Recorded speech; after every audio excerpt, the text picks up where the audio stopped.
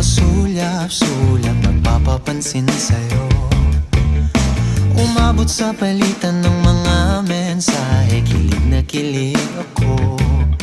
Kumusta, kain na, hello, magandang umaga.